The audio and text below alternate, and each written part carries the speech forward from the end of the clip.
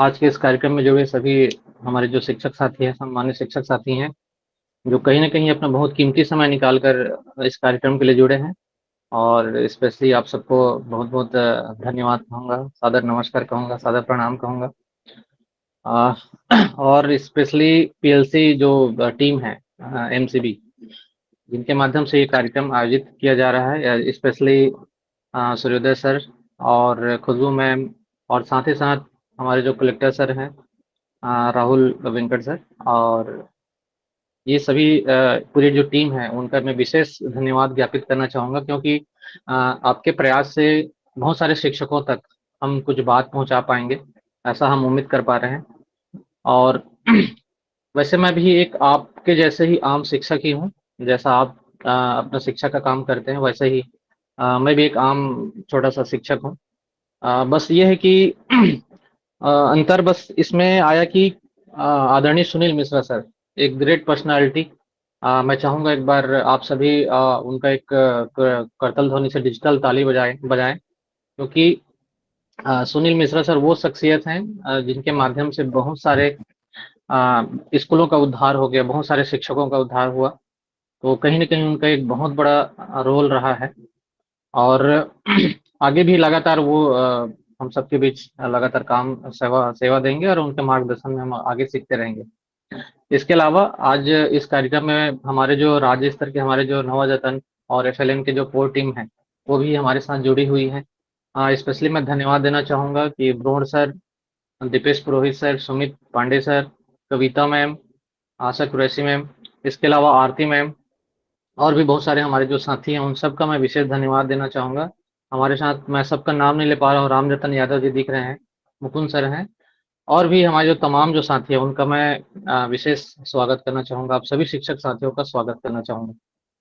तो साथियों हम लोग बातचीत करना शुरुआत करेंगे और साथ ही साथ हमारे बीच कुछ हमारे विद्यालय के हमारे बच्चे भी इस कार्यक्रम का हिस्सा बने हैं, मैं उनका भी हार्दिक स्वागत करता हूँ और जो बच्चे यहाँ पर जुड़े हुए हैं, वे एक बार अपना नाम बता दें ताकि मेरे को आइडिया रहे कि आप भी इसमें अपना उद्बोधन आपका भी स्टेटमेंट हम लेंगे। तो जो जुड़े हैं स्टूडेंट, वे अपना नाम बता देंगे माइक ओपन करके।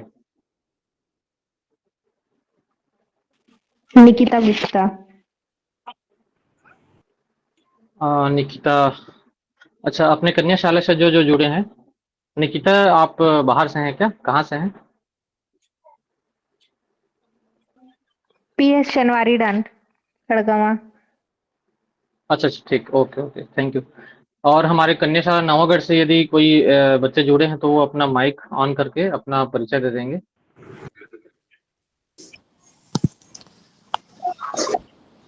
आदरणीय शिक्षकगण का मेरा प्रणाम। मेरा नाम सुहानी बंजारे है। ठीक, वेलकम सुहानी। धन्यवाद सर जी। मेरा नाम निशा मल्होत्रा है। अच्छा निशा भी जुड़ी हैं, ठीक है, very good Nisha. Sir ji मैं प्रतिभा गोस्वामी।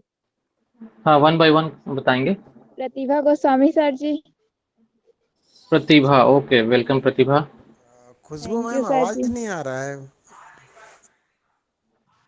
मुझे तो आ रही है सर क्लियर आवाज। मुकुंद सर आपकी तरफ से कुछ इशू हो सकता है, आवाज तो ठीक ठाक चल रहा है। हाँ आवाज अच्छी आ रही है। आवाज क्लियर आ रहा है सर, इधर भी क्लियर आ रहा है ठीक, सर। ओके जी, ठीक है। और कोई बच्चे जुड़े हैं क्या? मेरे तरफ तो नेटवर्क ठीक है सर, पता नहीं क्या है। संध्या, ठीक है, very good Sandhya. Thank you sir ji. Pushpanjali भी है, रीति साहू, प्रीति है, ठीक है, धनी बंजारे।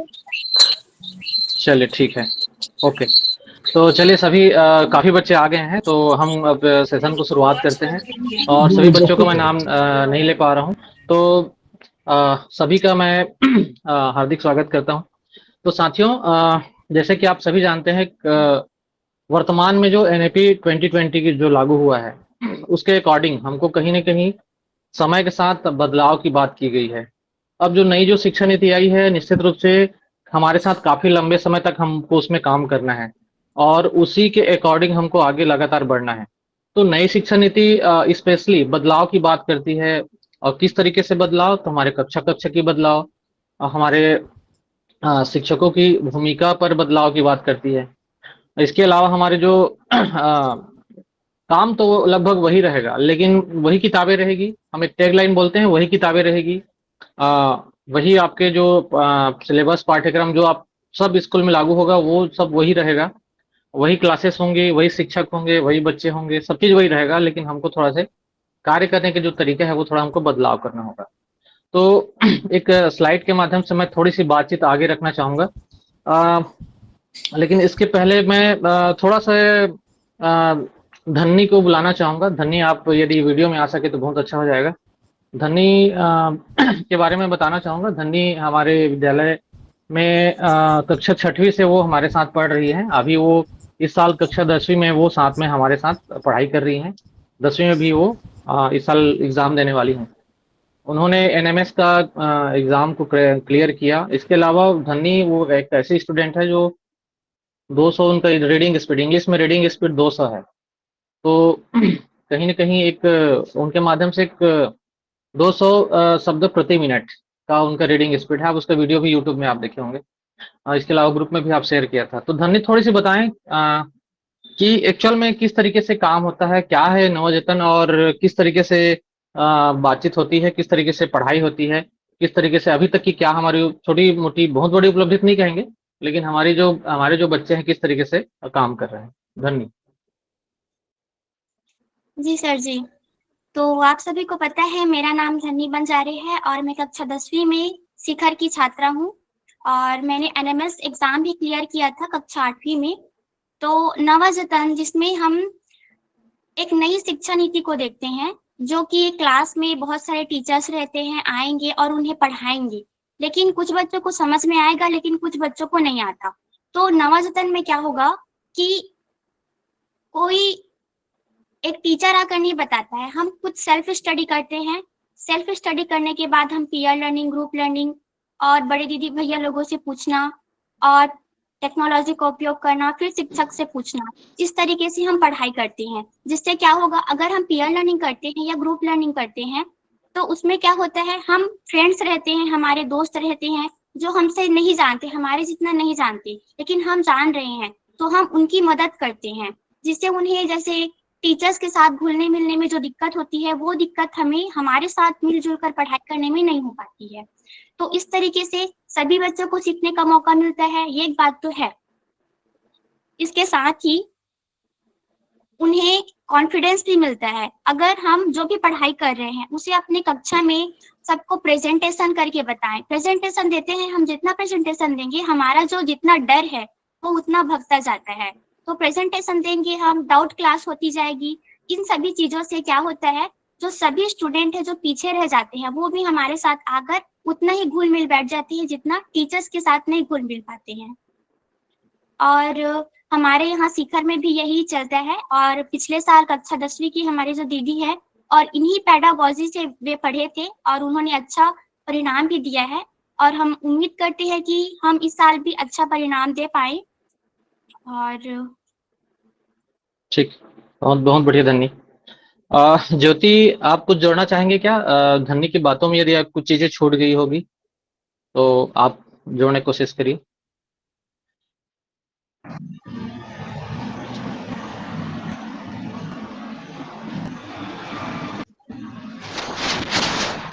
जी सर।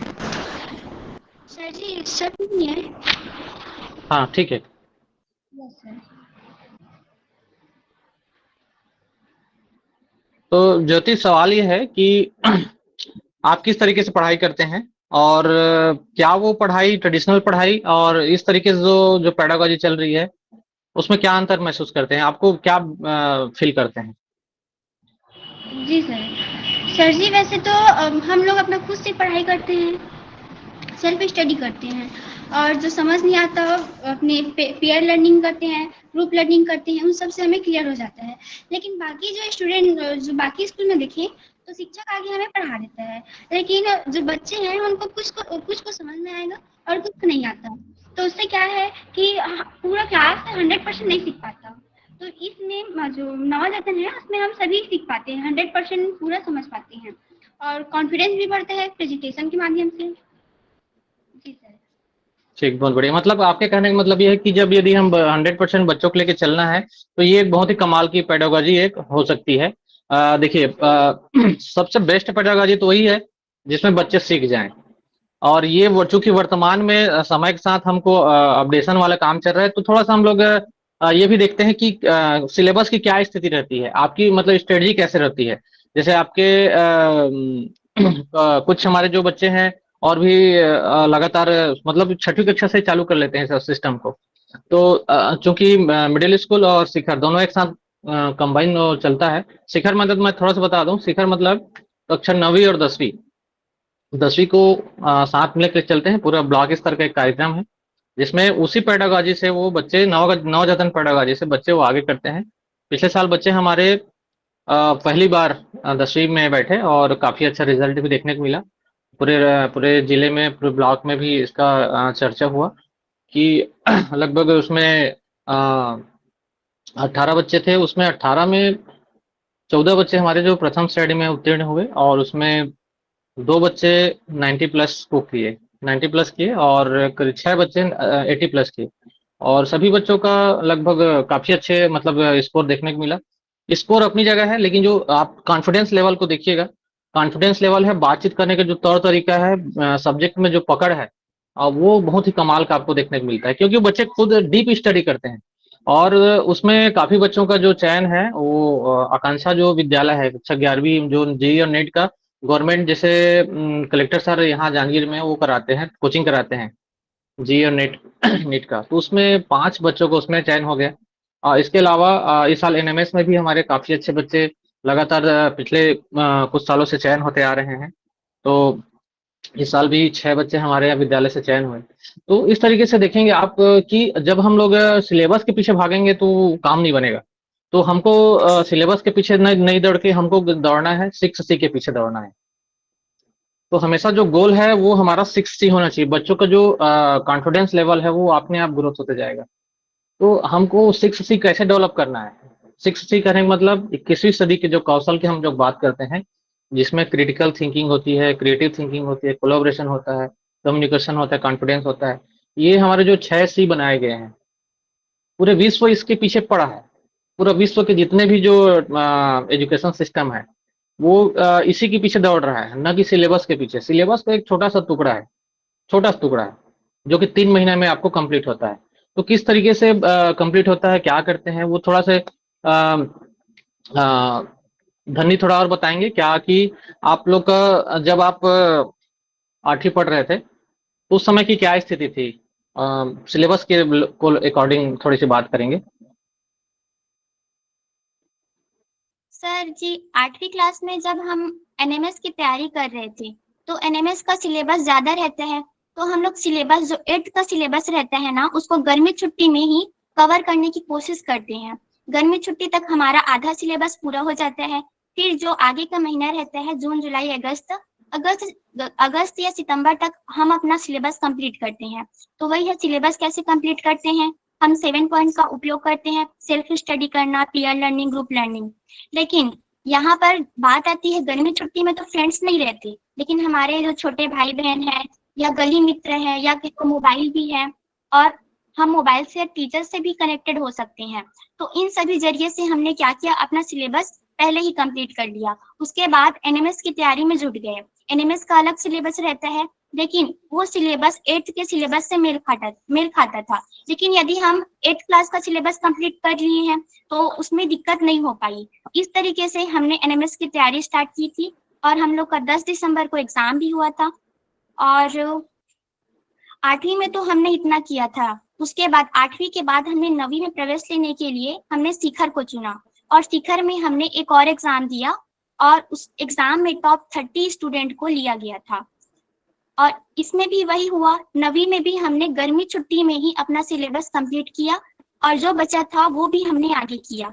लेकिन अब हमारा जो सिलेबस है वो तो जल्दी कंप्लीट हो जा रहा है, लेकिन हम क्यों कर रहे हैं, 10वीं के लिए। यदि हम 10वीं का सिलेबस भी स्टार्ट कर दें 9th क्लास में ही, तो इससे क्या होगा, हमारा जो सिलेबस है वो जल्दी कंप्लीट होगा और हम पढ़ने में और आसानी हो जाएगी। तो 10th क्लास में क्या हुआ, हमने अपना आधा 9th क्लास में ही अपना 10th का सिलेबस आधा कंप्लीट कर लिया था। जो बचा था वो हम अभी 10वीं में कंप्लीट कर रहे हैं। लेकिन क्या हुआ, जो हमने 10वीं में पढ़ा था ना, वो अभी हम लोगों के लिए ज्यादा फायदेमंद हो रहे हैं। तो इस तरीके से हम उस सिलेबस को जल्दी कंप्लीट करेंगे तो हमें ज्यादा से ज्यादा उस क्लास में और ज्यादा बढ़ोतरी होगी, और हम दूसरे स्टूडेंट से भी अभी सिलेबस में थोड़े से ज्यादा हैं। और बात बढ़िया। करें यदि हम इंग्लिश की, मैथ्स की और एसएसटी की, तो इसमें कैसे पढ़ाई करते हैं। इंग्लिश में सबसे बड़ी बात आती है, जैसे कि दूसरे सब्जेक्ट को हम लोग पढ़ लेंगे, लेकिन इंग्लिश की बात में क्या करते हैं, हमें मोबाइल का उपयोग करना पड़ता है। हम पहले सेल्फ स्टडी करते हैं, तो लाइन टू लाइन हम पूरा चैप्टर्स को पढ़ते हैं। फिर जो भी डाउट रहता है, मीनिंग रहता है, उसको अलग कॉपी में लिखकर हम उसे ढूंढते हैं। चैप्टर्स को हिंदी में समझने का भी प्रयास करते हैं। और गूगल कैमरा है हमारे फोन में, तो हम उससे क्या करेंगे, हिंदी ट्रांसलेट कर लेंगे। चैप्टर्स को पूरी तरह समझ गए। अब चैप्टर्स को समझ गए तो क्वेश्चन के आंसर को लिखने में या पढ़ने में कोई दिक्कत नहीं होनी चाहिए। लेकिन वो क्या है, इंग्लिश है, वो इंग्लिश में रहता है उसका क्वेश्चन, तो इंग्लिश के क्वेश्चन को भी हिंदी में जानने की प्रयास करते हैं। उसका भी गूगल कैमरा में हम हिंदी में करेंगे। जब वो आ जाएगा तो हमें आंसर लिखने में ज्यादा दिक्कत नहीं होगी। लेकिन हम यहाँ पे अगर समझ नहीं आता तो हम गाइड का भी उपयोग कर लेते हैं, क्योंकि गाइड इसमें सहायता करता है। क्योंकि गर्मी छुट्टी में भी हम इंग्लिश पूरा कंप्लीट कर लिए थे, लेकिन उस समय हमारे साथ कोई दोस्त नहीं था, कोई नहीं था हमारे पास तो केवल एक मोबाइल था, और हम मोबाइल से भी कॉल करके दूसरे अपने फ्रेंड्स से बातचीत करके कर लेते थे। इंग्लिश का तो ये था। मैथ्स में, मैथ सबसे इजी है, क्योंकि हमने 20 थीम तैयार किया था, जो कि जोड़, घटाव, गुणा, भाग, इस टाइप का 20 थीम था। हमने बेसिक गणित को पहले स्ट्रॉन्ग कर लिया था, इसलिए हमें गणित को पढ़ने में अभी कोई प्रॉब्लम नहीं होती है। हम गणित को खुद से ही 9th का पूरा सिलेबस कंप्लीट किए थे, लेकिन 9th में कुछ कुछ ऐसे चैप्टर्स थे जो हमारे लिए नए थे, जैसे कि त्रिकोणमिति वाला चैप्टर है। तो उन सभी के लिए हमने क्या किया, अपने अगले क्लास जो 10th क्लास वाली दीदी थी उनसे मदद दी। उन्होंने क्या किया, प्रेजेंटेशन दिया। तो 10th वाले दी जब 9th को फिर से प्रेजेंटेशन दे रहे हैं, तो उनसे क्या होगा, उनका कॉन्फिडेंस डेवलप्ड होगा। अब उनका कॉन्फिडेंस बढ़ेगा, उनका जो नॉलेज है वो ज्यादा गेन होगा। तो इस तरीके से मैथ्स भी हो गया। अब एसएसटी के लिए हमने सबसे पहले एक चुना। पहले तो खुद से पढ़ो, फिर नहीं समझ में आया तो जैसे कि 1857 की क्रांति है, या 1947 की मतलब आजादी तक की जो घटना है, या प्रथम विश्व युद्ध बोले या द्वितीय विश्व युद्ध बोले, तो इसके लिए हम क्या करेंगे, वीडियो देखते हैं। क्लास में भी हमारे यहाँ एक कंप्यूटर है, उससे भी सर लैपटॉप के द्वारा हमें बता देते हैं। तो वीडियो में भी हम चर्चा करेंगे। सबसे ज्यादा आसान रहता है वीडियो को देखो। साइंस और एसएसटी के लिए हम वीडियो का उपयोग करते हैं, जिससे हमारा जितना डाउट है वो वीडियो से क्लियर हो जाता है। और हिंदी की बात करेंगे तो हिंदी तो बहुत इजी है, उसे हम खुद से ही कंप्लीट कर लेते हैं। इस तरीके से हम पढ़ाई करते हैं। और संस्कृत, जैसे कि इंग्लिश अलग लैंग्वेज है और संस्कृत भी अलग लैंग्वेज है, तो संस्कृत के लिए भी यदि हम हिंदी ट्रांसलेट करते हैं तो गूगल कैमरा का उपयोग करते हैं। तो उससे भी क्या होता है, हमें संस्कृत है वो भी समझ में आ जाता है। तो इस तरीके से सारे सब्जेक्ट की पढ़ाई हम खुद से ही करते हैं। ऐसे नहीं है कि मतलब हमारे जलतारा सर जी मदद नहीं करते, वो भी मदद करते हैं जब समझ में नहीं आता। तो उनका विषय गणित है, लेकिन गणित में हम लोग ज्यादा स्ट्रांग है, क्योंकि गणित हम लोगों के लिए अब इजी हो गया है, क्योंकि हमने बेसिक गणित को ही पहले नीचे रखा था, आई मीन ऊपर रखा था। तो इस तरीके से हमने पढ़ाई किया था। और हमारे साथ हमारे जो अगले क्लास की दीदी लोग थे, उन्होंने भी बहुत मदद की थी। इसीलिए हमने अभी तक 6वीं से लेकर 10वीं तक हमने इसी पैडागोजी का उपयोग किया है। बहुत बढ़िया, बहुत बढ़िया धन्य। निश्चित रूप से आपने बहुत ही विस्तार से, बहुत ही डिटेल में आपने बातचीत की। और साथियों, मैं बताना चाहूंगा कि आप थोड़ा से सिस्टम को पकड़ते जाइए। हो सकता है ये लगेगा कि यार इसको 5वीं में कैसे करें, या प्राथमिक में कैसे करें, ये हो सकता है सवाल हो सकता है ना। लेकिन मेरा जो अनुभव रहा है, हम लोग प्राथमिक के साथ भी काम किए हैं, कक्षा पहले के साथ भी काम किए हैं। तो आपने देखा होगा एफएलएन मेला लगा है, तो एफएलएन मेला लगा था, उसमें आपने देखा होगा हमारे साथ आरती मैम और कुछ नाम भूल रहा हूं मैं, प्रिया जोशी मैम शायद जुड़ी हुई हैं। तो उनके बहुत ही मेहनत के माध्यम से वो देखिए सेल्फ लर्निंग, मतलब खुद से लर्निंग करने वाले बहुत सारे टीएलएम का उन्होंने इस्तेमाल किया था। और एससीईआरटी के जो कैंपस में वो एक मेला लगा था, आप देखे होंगे, इसका वीडियो भी बहुत सारी जगह देखे होंगे आपने। तो देखिए ये मेन कॉन्सेप्ट को पकड़िए। कॉन्सेप्ट यदि पकड़ में आ गया ना, तो आप ये पैडागॉजी है, चूंकि पैडागॉजी है तो पर्टिकुलर किसी क्लास के लिए तो है नहीं, ये आपको कॉलेज में भी उतना ही इंपॉर्टेंट है जितना आपको पहली दूसरी तीसरी से लेकर, मतलब प्राथमिक सेगमेंट में उतना ही महत्वपूर्ण है, उतना ही मिडिल में है, उतना ही कॉलेज में है। तो पैडागॉजी को पकड़िए कि बच्चे को कैसे कॉन्फिडेंस लेवल बढ़ाना है, सिलेबस के पीछे नहीं दौड़ के आपको शिक्षा के पीछे दौड़िए। मेरा एक क्या बोलेंगे, एक मंत्र है। तो ये मंत्र कहाँ से मिला? मंत्र ये है कि देखिए, आदरणीय सुनील मिश्रा सर के माध्यम से ये चीजें हमको हमारे तक पहुंची। उस समय शुरुआत में जब कोरोना के जस्ट पहले की बात है, उस समय हम लोग 5 दिन का स्पेशल ट्रेनिंग किए थे। 5 दिन का ये ट्रेनिंग मिला और उस समय ऑनलाइन ही ट्रेनिंग चलता था पूरा। ये महाराष्ट्र से वारे सर जो है, वहां से वो इसको मतलब उनके जो वो हमारे रोल मॉडल मान के चलते हैं।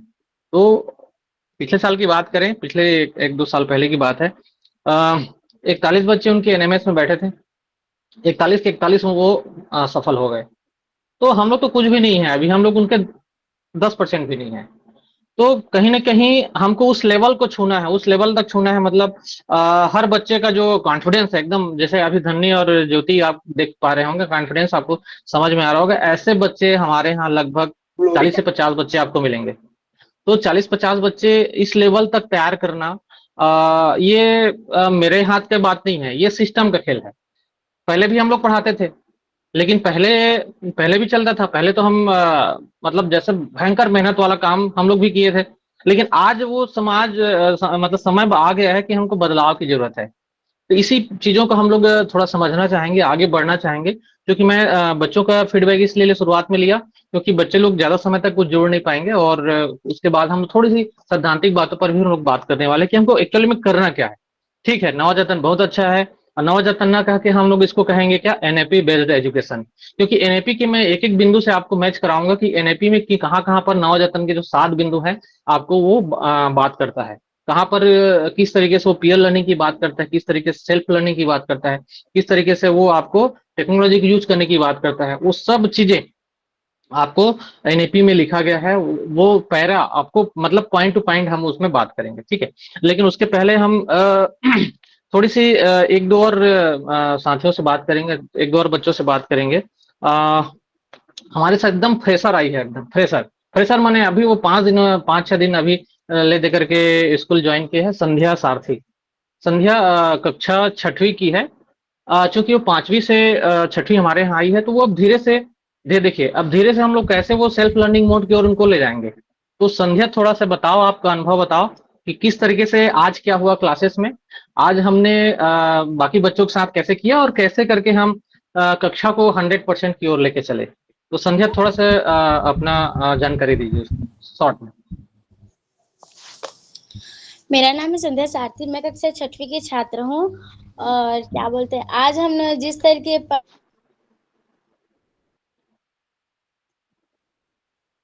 संध्या माइक बंद हो गया आपका, है ना? माइक ऑन कर लीजिए, और हो सके वीडियो भी ऑन कर सकते हैं। जी सर,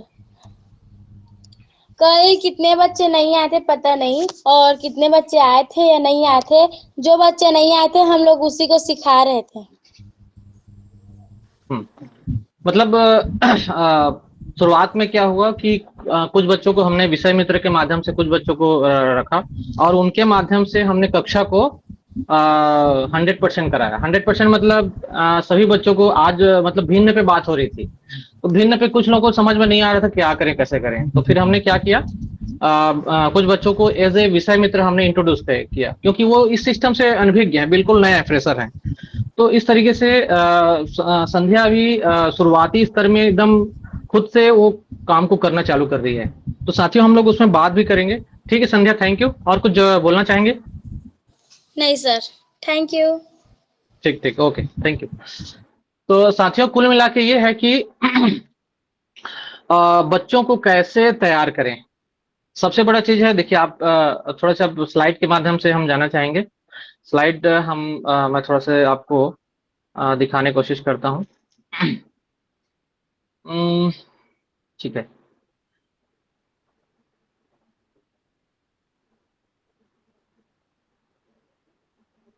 हम लोग ये भी देखने की कोशिश करेंगे कि किस तरीके से हमारा जो क्लासेस है वो हमारा होना चाहिए। ठीक है, तो क्या है नवजतन, लगभग अब समझ में आ गया। क्यों पर भी बात करेंगे थोड़ा से। तो क्यों में ज्यादा लंबा हम लोग बात नहीं करेंगे, लेकिन मैं ये जो बताने जा रहा था कि हमको किस तरीके से एनएपी से कनेक्ट करता है ये, और एनएपी में हमको लगातार हमको काम करना है। और एनएपी के पेज नंबर 3 में आप इसके बारे में जब ट्रेनिंग आपने लिया होगा तो ट्रेनिंग में भी आपको बताया गया था कि भाई देखिए, रोजगार और वैश्विक पारिस्थितिकी में तीव्र गति से आ रहे परिवर्तन की वजह से, देखिए सब चीज यहाँ पे लिख दिया गया है। लेकिन जब जब हम इस पेज को लेकर सीरियस होंगे, हम बहुत ज्यादा सकारात्मक मोड में जाएंगे। तो क्या कहता है कि रोजगार और वैश्विक परिस्थिति में तीव्र गति से आ रहे परिवर्तनों की वजह से यह जरूरी हो गया है कि बच्चे को जो कुछ सिखाया जा रहा है उसको तो सीखे ही, बिल्कुल जो कुछ आप सिखा रहे हैं उसको सीखना है। लेकिन हमको सबसे इंपॉर्टेंट चीज लिख दिया है क्या, कि वो सतत सीखते रहने की कला भी सीखे। सतत सीखते मतलब आप सिखाते हैं तो बच्चा सीखता है, तो कोई बहुत बड़ी बात नहीं है। वो आप सिखाते हैं और बच्चा सीख रहा है, ठीक कोई बात नहीं। लेकिन आप इस मोड में डाल दें बच्चों को कि वो आप ना भी सिखाएं तो भी सीखे, मतलब ऑटो मोड में डाल दें उनको, लगातार वो सीखते रहे सीखते रहे सीखते रहे। ठीक है, तो ये एक मेन पॉइंट है, इसको पकड़िएगा। तो सतत सीखने वाला बच्चा बनाना है, सीखने वाला बच्चा हमको तैयार करना है। ठीक है, तो ये अब उनको क्या है, अब आगे क्या लिखता है देखिए, हमको एनएपी कह रहा है ना, क्या बोलता है, शिक्षा में विषय वस्तु को बढ़ाने की जगह आपको बहुत सारी चीजें ये भी सिखा दो, ये भी सिखा दो, बहुत सारा और भी सिखा दो, बहुत सारे और भी कुछ कुछ चीजें ऐड कर दो। ऐसा नहीं करना है, एनएपी कहता है, मैं नहीं कह रहा हूं। एनईपी कहता है कि विषय वस्तु में और भी बहुत सारा कंटेंट बढ़ाने के बजाय आपको ये सिखाना है बच्चों की, बच्चों को समस्या समाधान कैसे करेंगे, वो तार्किक चिंतन कैसे करें, रचनात्मक चिंतन कैसे करें, ये हमको सिखाना है। इन द सेंस, शुरुआत में जो मैंने कहा कि हमको सिलेबस के पीछे नहीं दौड़ना है, सिलेबस के जगह आप 6C के पीछे दौड़िए। बच्चों को यदि क्रिटिकल रूप से सोचना सिखा दिया ना, ये क्यों होता है, ये ऐसे कैसे हो गया, रचनात्मक चिंतन सिखा दिए, किसी समस्या में आ गए तो समस्या का समाधान करना सिखा दिए, वो चीज सिखा दिए, तो वो सिलेबस तो उसके लिए 10% है। अब जैसे बताया कि हमने वो एक बार उस मोड में हमको लाना पड़ेगा। लेकिन शुरुआत में एकाएक बच्चों को झोंक दें, ऐसा भी नहीं है। उसका एक प्रोसीजर है, एक प्रोसेस है, कैसे हमको स्टेप बाय स्टेप हमको चलना है, उसको भी हम लोग देखेंगे। ठीक है, तो इस तरीके से ये इसको आप कोट करना, इसलिए मैंने कोट करने की कोशिश किया कि ये किस तरीके से है। इसके अलावा ये आप चाहें तो इसको स्क्रीनशॉट ले लीजिए, इसको हम ग्रुप में भी शेयर कर देंगे, जूम एम के माध्यम से आपको ग्रुप में मिल जाएगा। तो इसमें ये जो मैंने जो अभी जो बात कही थी कि स्वयं से सीखने के लिए प्रेरित करना, एनएपी में 4.6 में लिखा है। इसके अलावा पीयर लर्निंग करना है, ग्रुप लर्निंग करना है, विषय मित्र करना है, ये हर जिला इस पर खुद फोकस कर रहा है, हर जिला। एमसीबी भी बहुत अच्छी तरीके से इसमें आगे बढ़ रहा है, ये बहुत खुशी की बात है। इसके अलावा बहुत सारे जिले हैं, अभी जो बहुत सारी जो योजनाएं बन रही है उसमें लिखा हुआ आता है पीयर लर्निंग कराइए बच्चों को। तो इस तरीके से अब ये कहाँ पे लिखा है, तो एनएपी के 2.7 में स्पष्ट रूप से लिखा है कि बच्चों को पीयर लर्निंग करानी है, ग्रुप लर्निंग करानी है। क्यों? क्योंकि शिक्षक से कहीं ज्यादा जो सीखना जो पेडागोजी है वो पीयर लर्निंग अभी साबित हो रही है। इसके अलावा टेक्नोलॉजी का यूज ऑफ टेक्नोलॉजी, ये कहाँ पे लिखा है, तो ये आपका एनएपी में 4.23। अभी तो एआई का जमाना है, आप बहुत सारे वीडियोस देखे होंगे, बहुत सारे वीडियोस में कहता है भाई कि एआई के जमाना में हमको आज भी सिखाना पड़ रहा है, तो गड़बड़ है। आज शिक्षा की भूमिका बदल रही है, लेकिन क्या बदल रही है, शिक्षा की रोल खत्म नहीं हो रहा है। इसको ध्यान देना है हमको कि शिक्षक का रोल खत्म नहीं हो रहा है, उसका रोल बदल रहा है, सब एक साथ बदल रहा है। हर चीजें बदल गई, टीवी है मोटू से पतलू हो गया, दीवार में चिपक गया, घड़ी आप देख लीजिए, सब चीजें बदल रही है। आपका न्यूज देखने का तरीका बदल गया, मूवी देखने का तरीका बदल गया, हर वो चीज बदल गया। तो क्या एजुकेशन में ये नहीं बदलाव होना चाहिए? हो रहा है, लेकिन हमको एडाप्ट करना हमारे ऊपर है। अब जो जो एडाप्ट करेंगे वो उनके लिए आसान होते जाएगा, जो एडाप्ट नहीं करेंगे वो उनके लिए थोड़ा कठिन होने वाला है। इसका मतलब ये नहीं कि हम पुराने सिस्टम छोड़ दें, ऐसा भी नहीं कर रहे हैं, लेकिन अपडेशन वाली बात हो रही है। अपडेशन, समय बदल गया है, ज्ञान का कोई ज्ञान क्या बोलते हैं, वो एक जमाना था कि केवल गुरु जी की तरफ से आता था ज्ञान। अब ज्ञान तो पूरा बौछार है सब तरफ, जिधर देखो उधर नॉलेज निकल के आता है। बच्चे लोग आपसे आपके बच्चे आपसे भी तेज निकल रहे हैं। तो करें क्या, तो करें तो सिंपल सी बात, आपकी भूमिका को बदलना होगा, समय के अकॉर्डिंग हमको चलना होगा। और बच्चों को जैसे एनएपी भी कह दिया, इसीलिए एनएपी में स्पष्ट रूप से लिखा है सीखने वाला बच्चा तैयार करना है, ठीक है। तो ये चीज, इसके अलावा बच्चों को हमको क्रिटिकल थिंकिंग कराना है, चुनौती देना है। कहाँ पे लिखा है? 4.34 में लिखा है, ठीक है। जिज्ञासु रवैया समान करना है, उनके जिज्ञासा को और बढ़ा देना है, 4.5 में लिखा है। 21वीं सदी की जो कौशल है, जो मैं बार बार बोल रहा था, 6C की बात कर रहा था, वो स्पेशली 4.44 में आपको मिल जाएगा। इसके अलावा मदर टंग पर जोर देना है, ये तो आप जान ही रहे हैं, हम लगातार इसमें बातचीत करते हैं। तो किस तरीके से ये चीजें हैं, हम हमारी जो आगे की जो रणनीति है लगभग इसी के अकॉर्डिंग होने वाली है। तो आने वाली चीजें हैं, जो कुछ केस स्टडी मैं बनाया था, लेकिन समय के अभाव में इसको मैं थोड़ा स्किप कर रहा हूँ। तो कुल मिला के यहाँ पर 6C को मैंने फोकस करने की कोशिश किया है, यही वो 6C है। और 6C के यही चीजों को हम थोड़ा काम करना है, ठीक है। और इसी के आधार पे अभी जो परख हुआ था, वो जो हार्ट्स और लॉर्ड्स है, वो सब आप देख पा रहे होंगे। यही एक इसी के अकॉर्डिंग होता है सब चीजें, ठीक है। ये ठीक है। और ठीक है, अब 6C लाना है, तो 6C लाना है तो कैसे लाएंगे? तो यही वो तरीका है, ये 7 जो पॉइंट जो आप सभी जानते हैं। अब चूंकि हमारे राज्य स्तर पे लगातार ट्रेनिंग होते रही हैं, और इनके माध्यम से आप सब भली भांति परिचित हो चुके हैं कि वो 7 बिंदु हैं क्या।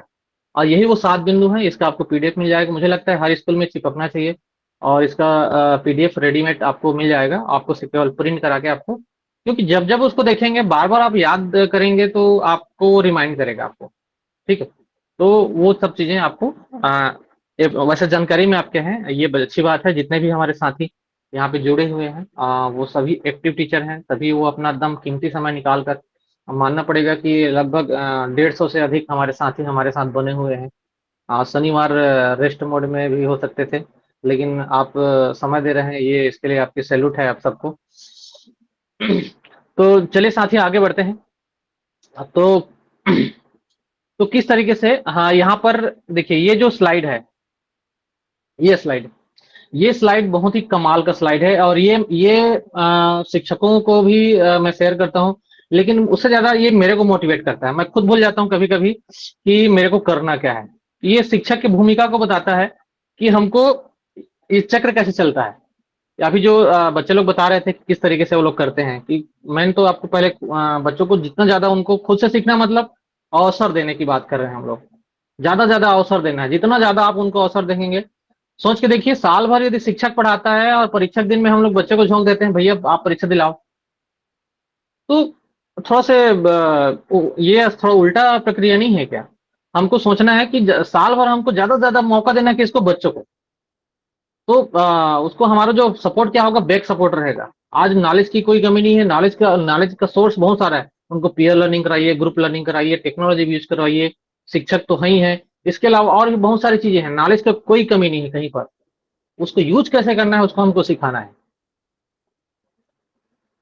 तो अब हम ये जितने भी तमाम रिसोर्स की बात कर रहे हैं, जैसे ऊपर में लिखा ना, सीखने के जो अधिक से अधिक स्रोत का हमको उपयोग करना है। अभी ज्यादा उपयोग कौन होता है? अभी तक पुराने परंपरागत तरीके में क्या उपयोग होता है? ज्यादा शिक्षक उपयोग होता है, शिक्षक का ज्यादा उपयोग होता है, ज्यादा लगातार शिक्षक बातचीत करता है। पीछे सामने कुछ बच्चे हाँ करते हैं, लेकिन बहुत सारे बच्चे वहां पर इसको कनेक्ट नहीं कर पाते।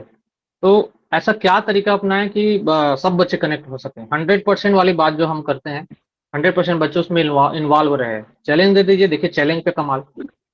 तो किस तरीके, अब चैलेंज को कैसे क्वालिटी में देना है, किस तरीके से देना है, आप उसके लिए आप नवजतन के हमारे जो राज्य स्तर के जो कोर ग्रुप है, उसमें आप जरूर जुड़िए। इसमें आप देखेंगे ये बहुत सारे आप देखेंगे इसमें कि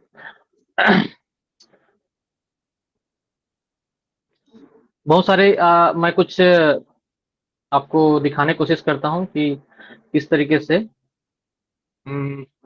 हमारे इसमें राज्य स्तर का जो ग्रुप है, उसमें कुछ काम वगैरह हो रहे हैं।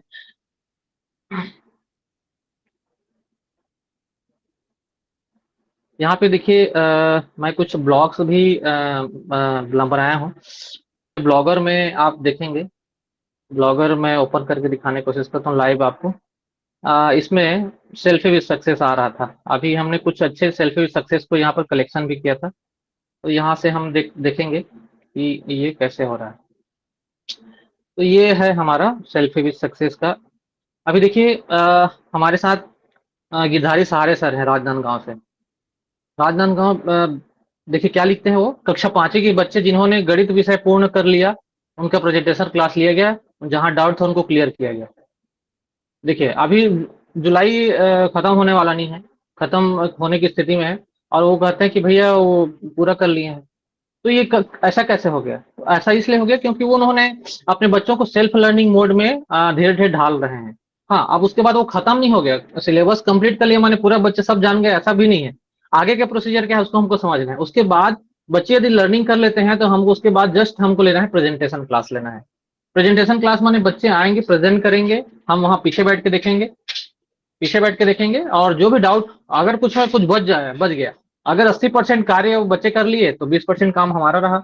अगर 20% काम बच्चे कर पाए, ज्यादा नहीं समझ पाए किसी टॉपिक को, तो फिर से वो 80% काम फिर हमारा रहेगा। तो कुल मिला के ये कि हमको 100% उसको लेके चलना है, लेकिन पहला मौका देना है किसको? बच्चे को, क्योंकि बच्चे को ही हमको आगे बढ़ाना है, न कि टीचर को। यहाँ पे हीरो बच्चा रहेगा, न कि टीचर। हम अक्सर बहुत सारे ऐसे जगह में देखा जाता है कि शिक्षक शिक्षक आगे मतलब होता है, शिक्षक को आगे नहीं, मेन हीरो हमारे बच्चे हैं। तो इस तरीके से हमको देखिए कुछ और भी मैं दिखाने की कोशिश करता हूँ, ये आपको शेयर भी कर दूंगा, ठीक है। ये उन्होंने गिरधारी सहारे सर ने कुछ बातचीत रखा था। इसके अलावा एल्किन खान मैम है हमारे जांजगीर जिले से, उपेश्वरी साहू मैम है बीजापुर से। इस तरीके से कुछ साथियों का नाम इसमें नहीं है, लेकिन ये सूरजपुर से है। मतलब आप देखिए हर जिले से लगातार इसमें काम हो रहा है। ये कराई नारा करतला कोरबा से नाम बोल रहा हूँ मैं। दीपिका खुशबू मैम नाम याद है? नहीं नहीं नहीं नहीं नहीं, नहीं ये मैम है बच्चे का। कंवर मैम, लक्ष्मी कंवर, हाँ ठीक है। हाँ। लक्ष्मी कंवर मैम है, बहुत बेहतरीन तरीके से वो ऐसा सेल्फी वो आप लगातार भेजते हैं। ये खुशबू मैम है, आप सब जानते हैं उनको। और ये है कहाँ से? सरायपाली महासमुंद से है। ये पूनम मैम है, पोड़ी राछा मतलब नवागढ़ के पास का ही जांजगीर जिले से। वो देखिए क्या बोलते हैं, कक्षा 5वीं के बच्चों को अंग्रेजी पाठ में 1 मिनट में 100 शब्द पढ़ने की चुनौती दी गई थी, और 10 बच्चों ने चुनौती स्वीकार किया, 2 बच्चों ने 1 मिनट में 100 से अधिक शब्द पढ़कर सफलता दी। मतलब देखिए चैलेंज करने में से क्या होता है, बच्चे लगातार एकदम मोटिवेट हो जाते हैं, लगातार जबरदस्त तरीके से, ठीक है। ये गरियाबंद जिस जिले से है। और भी ये आपका जिला का पद्मनी मैम है विश्रामपुर। और ये आपका डिस्ट्रिक्ट बेमेतरा से है मैम जो है। ये दुर्गेश्वरी पटेल मैम है, बस्तर क्षेत्र से हैं। और ये हमारे विजय कुमार सेठ सर बहुत बेहतरीन तरीके से काम करते हैं। तो इस तरीके से ये भी बस्तर क्षेत्र से वहाँ दरभा में यहाँ पे काम कर रहे हैं। देखिए पूर्व माध्यमिक शाला केलाउर, ठीक है। इस तरीके से लगातार उनका सेल्फी सक्सेस आता है। ये शकुंतला मैम है, देवांगन मैम है, जयपुर मतलब अपने जांजगीर जिले से है, लगातार वो काम कर रही हैं बहुत। ये यामिनी चंद्राकर मैम है, हमारे विद्यालय के सब बच्चे लोग दिख रहे हैं। और विद्यालय से यामिनी मैम साइंस लेती हैं, बहुत बेहतरीन तरीके से वो भी सेल्फी विद सक्सेस करती हैं और बच्चों को नवजतन तरीके से आगे ले जा रही हैं। ये हैं मीनाक्षी राव मैम है सिलतरा से, बहुत बेहतरीन तरीके से वो सिस्टम को समझती हैं और इंग्लिश में बहुत अच्छे से काम कर रही हैं वो। तो बहुत सारे एग्जाम्पल हैं अब हमारे राज्य में दिखाने के लायक। पहले एक समय होता था कि सोचना पड़ता था किसको बताएं क्या बताएं। ये उमेश्वरी मैम है, और भी बहुत सारे लोग हैं जिसमें वो लगातार काम कर रहे हैं, ठीक है। तो इस तरीके से आप देख पा रहे होंगे कि बहुत अच्छे से इसमें काम शुरू हो चुका है। और तो ये जो स्लाइड था हमारा, इसको हमको समझना है कि इसमें शिक्षक की जो भूमिका है वो बहुत महत्वपूर्ण है। हमारा काम है केवल सुविधा दाता के रूप में हमको यहाँ पर हमको रोल अदा करना है, ठीक है। तो इस तरीके से तो चलिए हम लोग आगे बढ़ते हैं अब। तो लगभग इसमें हम ज्यादा बात नहीं करेंगे कि इसमें जो 7 पॉइंट हैं, 7 पॉइंट में ज्यादा बात नहीं करेंगे, लेकिन मैं बात करना चाहूंगा पहले पॉइंट पर। तो पहले पॉइंट में आप इसमें कुछ आप चेक लिस्ट देख लीजिए कि क्या बच्चों को चुनौती दी जा रही है, और चुनौती भी अलग अलग स्तर होता है, किस तरीके से स्तर होता है। और सरल से शुरुआत करना चाहिए, कठिन क्यों ले जाना चाहिए, है ना। चुनौती को सब्जेक्ट से, विषय कक्षा से बाहर की चुनौती, पाठ के बाहर की चुनौती, किताब के बाहर की चुनौती, इस तरीके से आप जो ट्रेनिंग का जो पीपीटी है उसमें और भी आप डिटेल में देख सकते हैं उसको। चुनौती देते समय हमको क्या क्या हमको ध्यान में रखना है, ठीक है। शुरुआत लेकिन ना चुनौती से करना चाहिए। जब भी हम यदि कोई साथी नवजातन शुरुआत करना चाहे तो कहाँ से शुरू करे, तो चुनौती से शुरू करना चाहिए। अब क्यों करना चाहिए, क्योंकि चुनौती से क्या होता है वो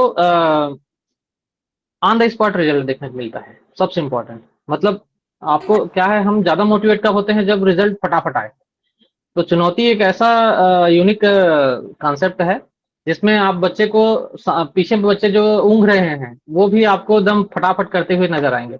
लेकिन ये है कि चुनौती का आपका जो क्वालिटी है, चुनौती की जो लेवल है, चुनौती के स्तर को आपको बना के रखना पड़ेगा, ठीक है। और इस पर ये कुछ और भी हम लोग एक आध दिन बात करेंगे किस तरीके से हमको चुनौती देनी चाहिए, ठीक है।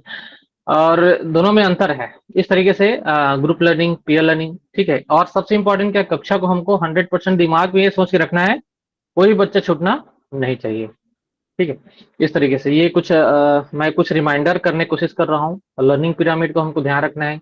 ये जो हमको 5% हम जब लेक्चर मोड में पढ़ाते हैं तो 5% होता है, जब रीडिंग वूडिंग करा देते हैं तो 10% लर्निंग होती है, जब ऑडियो वीडियो दिखा देते हैं तो 20% होता है। तो सबसे बेस्ट जो तरीका क्या होता है वो है टीच अदर। देखिए इस कॉन्सेप्ट को यदि पकड़ लिए तो भी आप पूरा समझ में आ जाएगा कि जब जब बच्चा टीच अदर करता है, मतलब दूसरे को जब पढ़ा रहा होता है, दूसरे को सिखा रहा होता है, तो वो सबसे ज्यादा सीख रहा होता है। तो ये जो कॉन्सेप्ट है विषय मित्र पीयर लर्निंग वाली जो कॉन्सेप्ट में भी वही कहानी है। गवर्नमेंट भी इसको विशेष फोकस किया है कि पीयर लर्निंग कराना ही है। इसलिए आप देखे होंगे कि अभी जो एनएपी में इसका विशेष फोकस किया गया इस पर, ठीक है। आदर्श स्थिति ये हो सकती है क्या, देखिए कि बच्चे किसी पार्ट को खुद से पढ़े, कठिन शब्दों को ढूंढे, और जितने भी हमारे रिसोर्स हैं, रिसोर्स माने कौन कौन, पुस्तक भी रिसोर्स है, बच्चे भी रिसोर्स हैं, हमारे माता पिता रिसोर्स हैं, भाई बहन रिसोर्स हैं, यूट्यूब भी रिसोर्स है, गुरुजी भी रिसोर्स है।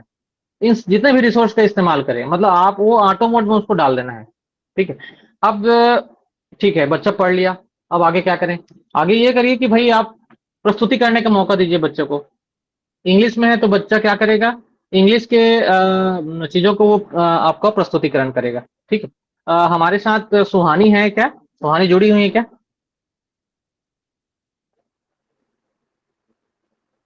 यस सर जी। सुहानी आवाज, हाँ ठीक है। सुहानी थोड़ा ये बताओ कि इंग्लिश का प्रस्तुतिकरण कैसे होता है, प्रेजेंटेशन कैसा करते हैं क्लास में हम? यस सर जी। पहले तो हम लोग इंग्लिश को स्वयं से पढ़ लेते हैं। स्वयं से पढ़ने के बाद में जो कठिन उसमें वर्ड्स होता है उनको पहले ढूंढते हैं कि उसका अर्थ क्या है। उसके बाद उसके अर्थ को जानने के बाद हम लोग जो चैप्टर होता है उसको पूरा इंग्लिश को हिंदी में ट्रांसलेशन कर लेते हैं। तो इंग्लिश में हिंदी मतलब इंग्लिश से हिंदी ट्रांसलेशन करने के लिए हम लोग जो अपने ग्रुप में जो पार्टनर होता है उसका भी मदद करते हैं, ग्रुप में भी लेते हैं, गाइड का भी उपयोग करते हैं। और जब उनसे भी नहीं होता है तो हम लोग मोबाइल का भी उपयोग कर लेते हैं, जिसमें हम लोग उसमें विकिपीडिया वगैरह इन सब के बारे में और पाठ के जो लेखक वगैरह होते हैं उनके बारे में भी जानकारी ले लेते हैं। उसके बाद हम लोग जब क्लास स्टार्ट होता है उसी टाइम से अपना अपना जो पार्टनर चूज किए रहते हैं उनके साथ में एक जने उसमें हम लोगों को दिया रहता है कि जैसे कि 5 लाइन 10 लाइन हम लोग एक जने हिंदी में पढ़ेंगे, उसको ट्रांसलेशन करके बताएंगे, एक जने इंग्लिश में पढ़ेंगे और एक जने हिंदी में। वैसे जैसे कि अब कोई भी चैप्टर है तो उसमें का जो 10 लाइन है उसको एक साथ ही इंग्लिश में पढ़ेगा तो दूसरा जो है इसको हिंदी में ट्रांसलेशन करके दिखाएंगे। तो इससे क्या है हम लोग एक दूसरे को मतलब ये भी सिखा पाते हैं कि मतलब कितना का मैं इंग्लिश में ट्रांसलेशन कर पाऊंगी तो कितना को आपको पढ़ना चाहिए। मतलब हम बिना बोले हम लोग एक दूसरे की जो मन की बातें होती हैं उसको भी जान लेते हैं। धन्यवाद बहुत सर बढ़िया, जी। थैंक यू सुहानी। तो सुहानी इसमें एक चीज मैं गौर कर रहा था कि जैसे परंपरागत क्लासेस में क्या होते हैं, शिक्षक आते हैं, अंग्रेजी को पढ़ते हैं, उसका हिंदी में मीनिंग बताते हैं, फिर मतलब हिंदी में समझाते हैं उसको, ठीक है। लेकिन इसमें क्या होता है, शिक्षक पीछे में बैठता है, बच्चे उसको तैयारी करके आते हैं घर से, और एक हिंदी में बोलता है, एक अंग्रेजी में पढ़ेगा, उसका एक जने हिंदी में बताएगा। कुछ ऐसा ही है ना? ऐसा ही होता है। तो अच्छा, पाठ को समझने में आपको कठिनाई थोड़ी होती है फिर? नहीं होता है सर जी। जब हम लोग उसको प्रेजेंटेशन देते हैं तो हमारे अंदर का जो डर होता है वो चला जाता है। इससे हम लोग अब मन से डर ही निकल गया है, तो अब जब थोड़ा सा हम लोग उसको कर लेते हैं तो मन में ये विचार आ जाता है कि जब हम इसे थोड़ा सा कर लिए हैं तो इसको पूरा भी कर लेंगे। बहुत और बढ़िया। फिर पार्टनर के साथ में मिल करके पूरा हो जाता है। उसके बाद ना उसके क्वेश्चन आंसर में कोई दिक्कत आती है, ना चैप्टर को समझने में कोई दिक्कत आता है। ठीक, बहुत बढ़िया। तो ठीक, बहुत बढ़िया सुहानी, थैंक यू आपको। पुष्पांजलि है क्या? पुष्पांजलि?